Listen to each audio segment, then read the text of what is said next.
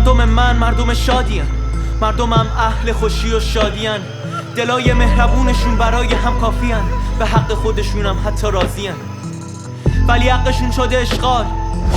هر کی صداش در اومد جون داد، دارو غرب ظلم بهش کیف داد، پرنس جان همه رو انداخت زندان. طرحی شد سوال که رفت زیر سوال، این که انتخاب ما چیه؟ استناد چیه و این که اتفاق بر پایه انتقام چیه؟ یا این که اشتها زیره که بشیم فدا، یا که انتخاب که اشغالگری یا دیکتاتوری؟ هیچ کدوم. آزادی، ما هممون آزادیم که حق داشته باشیم و آزادی، ولی اسیریم زیر دست دیو.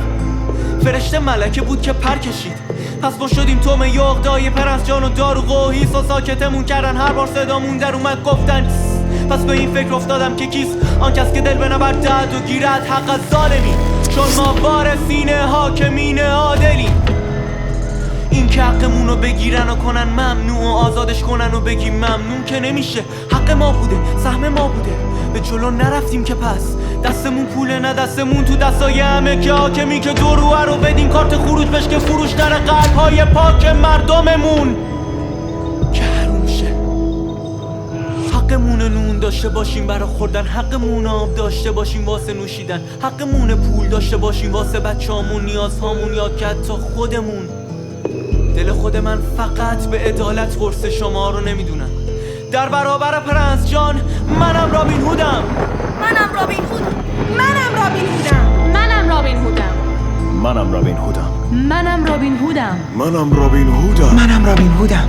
منم رابین هودم. منم رابین هودم. منم رابین هودم. منم رابین هودم. منم رابین منم رابین هودم. منم رابین هودم. منم رابین هودم. ما همه رابین هودیم. اینجا ظالم حاکمه و حکم دست فاسده، کی میخواد بده به این شرایط خاتمه؟ رابین هود که قهرمان نیست، فقط بخشی از مردمه. من رابین هودم، تو رابین هودی، تو رابین هودی، تو رابین هودی، تو رابین هودی، تو رابین هودی، تو رابین هودی، تو رابین هودی، تو رابین هودی، تو رابین هودی. ما همه رابین هودیم. ما همه رابین هودیم. ما همه رابین هودیم. ما همه رابین هودیم. ما همه رابین هودیم. ما همه رابین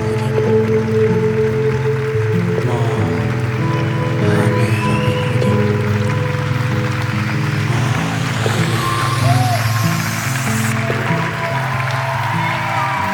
تئاتر تمام موزیکال رابین هود، دراماتورژ، شاعر و کارگردان ماهان حیدری. تالار وحدت، ساعت 6 عصر.